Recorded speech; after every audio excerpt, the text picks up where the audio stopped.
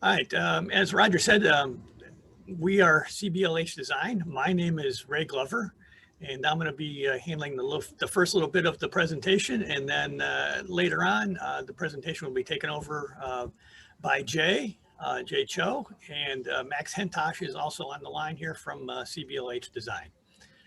Quick little background, CBLH Design, we're architects in Middleburg Heights, Ohio. We've been mentors, started off at James Rhodes, now we're Lincoln West for the last couple of years. Kind of really looking forward to getting back on site and meeting all the students back face to face. It's been too long here. Okay, so what we're talking about today is sort of a follow-up to the previous discussions on the design of our site. And in particular, we're going to look at site materials. When we think about a material's characteristics, we are talking about the properties of that material, its color, its texture, its weight, there's et cetera. There's many different properties that we need to think about. This picture that's here is a picture of a courtyard at Cleveland State University, designed by us a number of years ago, prior to my being here, but it's still there. It's a little hard to find. It's sort of buried inside the campus. But in just looking at this image here, you can see the multitude of materials that are involved with site design. So let's jump right into it here. Material properties. And now I'm going to run through these different properties of materials in basically a random order. No priorities. One material property is not necessarily more important than another, but they all need to be considered when you're selecting your materials that you're going to use in your site design. And the first one we'll talk about is durability. Obviously, the materials on a site design are going to be exposed to the elements. They're going to be exposed to the weather, to the snow, to the ice, to freeze-thaw cycles. So things like fatigue, erosion, and fading are all going to be important to those materials. On the right, you can see a sidewalk that is slowly disintegrated here, probably from freeze-thaw cycles, or possibly a vehicle drove over it. So is that concrete designed adequately to take that weight? On the lower picture here, we have an example of some fading. So certain materials will fade easier than others. It's an example here of an awning that has faded over time. At one point, it was a darker, deeper red, and then over time, due to sunlight, wind, weather, or rain, it's faded to sort of a light pink color.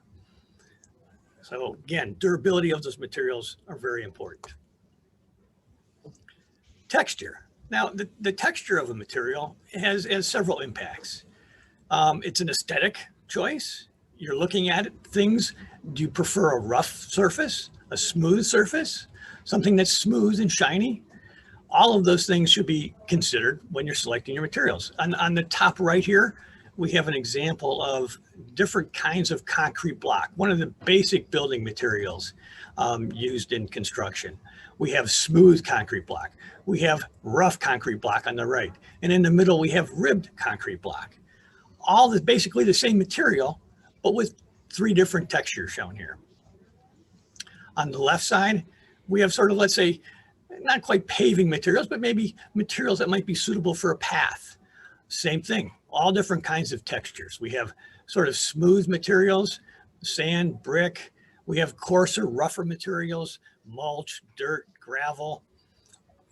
What kind of material is suitable for the traffic that's on it, dirt retention. So for example, the brick pavers, that would work good for walking, riding a bike, pushing a stroller. On the other hand, gravel pavers or gravel or mulch materials, great for walking on, probably not suitable for riding a bike or pushing a stroller on. Down in the bottom right-hand corner, we kind of take that texture to the ultimate, something that's smooth and shiny, and in this particular case, reflective. Materials like glass or paint or metals can be very smooth and reflective surroundings.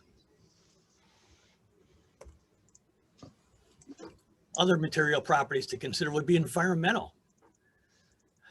Is the material recycled? Are you reusing something that was used before? Is the material that you're using recyclable? A lot of plastics are not recyclable. Things like metal are quite recyclable. Wood, maybe not recyclable, but it could be reused. Embodied energy is another environmental consideration. Embodied energy is sort of a way to calculate how much energy it took to make that material, to get that material to where you're using it. Certain materials, like wood, are fairly low in embodied energy. You cut down the tree, you shave it or you mill it to the size you need, you transport it to the site, you erect it. Other materials, especially things like some plastics, are pretty high in embodied energy. They're made from petroleum, from oil. You have to refine that oil. You have to make it into plastics. You have to ship it, et cetera, et cetera. Again, another environmental concern would be, is the material itself polluting? Again, a lot of metals are fairly recyclable and not necessarily polluting, but there are other metals that if they are in the wrong environment can be polluting. Obviously, some plastic materials can be polluting. Things like wood and stuff are not polluting. What about the hardness of the material? Is it hard? Would you want to sit on this bench for a long time if that bench is made out of stone or concrete? How about this outdoor sofa? Would you like to sit on that for a long time? Sure, it's nice, it's soft, it's going to be comfortable. So between or beyond the traditional kinds of materials, hard and soft, things like concrete, stone, wood are fairly hard. Other materials like mulch, and in the case of the picture on the lower left, rubber tiles can be soft and forgiving.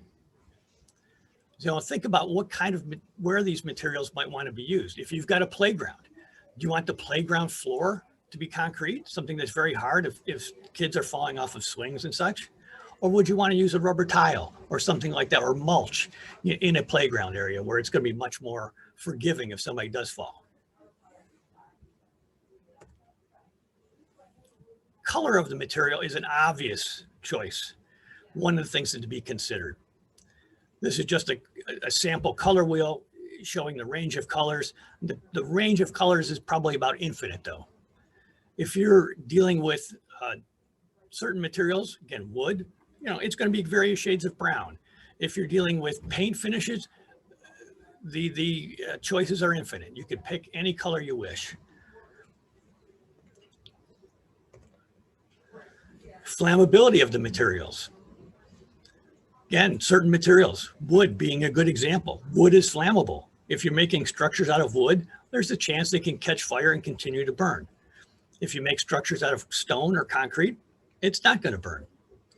Now, I don't want to give wood a bad name because there are things you can do to wood to treat it, to prevent it from catching fire and burning.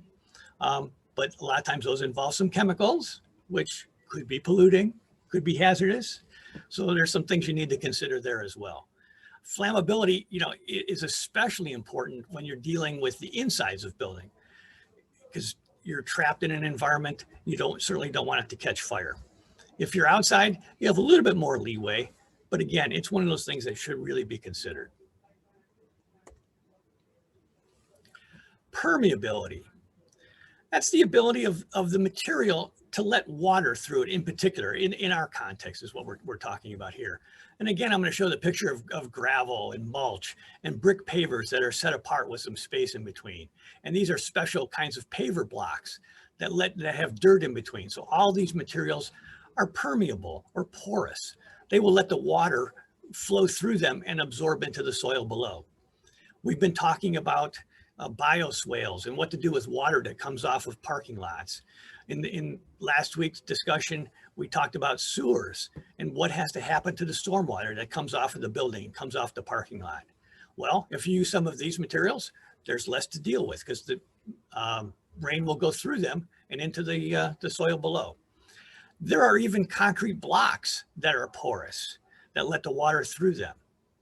So in those cases, porosity is a good thing. We're letting the water through that we want to absorb into the soil below. On the other hand, roofs do not want to be porous, right? Roofs want to be waterproof. You want to take that water off the building. In this particular case, it's just running off the edge, but sometimes you could put a gutter there to collect that water and drain it down to the ground where it might be absorbed or connect to a sewer that's taken off site. Is the material, do you want natural or man-made materials on your project? And here's a couple of examples of a wood structure on the left here that is obviously a natural material, wood, but it is also left in its very natural state. The columns of the structure, the vertical supporting elements, look like tree trunks. They are basically just a log where the bark has been taken off, and that becomes the structure of that building. So it's a very natural material used in its natural state. The picture on the upper, excuse me, on the upper right here is also wood, but it's wood that's been machined and cut to size and fastened with iron connections and making a truss out of it. So it's still a natural material, but it is got more embodied energy in it, and it has a different look and a different aesthetic than the structure on the left. And what about man-made materials? So man-made materials, I'll call steel a man-made material. It is mined, or the ore is mined from the earth, but it is processed and then made into steel. And in this particular case, we're showing an example of a steel structure. So these are all structures. The wood elements and the steel elements are what are holding up the building. So again, if you're designing your site and you have all these, you have a band shelter, you have a farmer's market, what materials would be appropriate for that structure? Think about it. Thermal conductivity. It's one that it's a property that we often, again, are concerned with when we're dealing with designing buildings. A little less important maybe on the outside when we're designing the site. In this particular case, it's a photograph that illustrates insulation, in this fiberglass insulation in this particular case. So fiberglass insulation doesn't conduct heat. It is an insulating material. It prevents heat from going through it. So, again, if you're designing a building, insulation in the walls is good, keeps the building warm in the winter, cool in the summer. When you're dealing with site design, the insulation value is probably less critical, but the other properties or the conductivity of that material is important. Let's say there's two benches sitting outside, a wooden bench and a metal or steel or aluminum bench. If it's cold outside, which bench would you rather sit on? If you've experienced it, you're going to select the wooden bench. Both benches are sitting outside in the same environment, the wooden bench and the aluminum bench. So they are both at the exact same temperature. But when you sit on the wooden bench, it's going to feel much warmer than sitting on the aluminum bench. When you sit on the aluminum bench, you're immediately going to feel like being cold. But again, they're actually both the same temperature. The wood bench is just much less conductive. It's not taking the heat away from your body as fast as the aluminum bench does. What bench material do you want on your site? Picnic tables, any other things that might be in human contact. Transparency of the material is another important property. In this particular case, this is a house design that is half transparent and half opaque. Nice, for me, it was very simple. It's one slide that shows both properties, both property or extremes of the property. And it can be anything in between. So the material itself, the glass, it could be clear as this picture shows here, or it could be tinted so that you see less through it, or it could have a pattern printed on it so that it becomes more translucent. Maybe you can't see images all the way through it and only shapes and light. And obviously something that's made out of wood in this particular case is going to be opaque. You can't see it through it at all.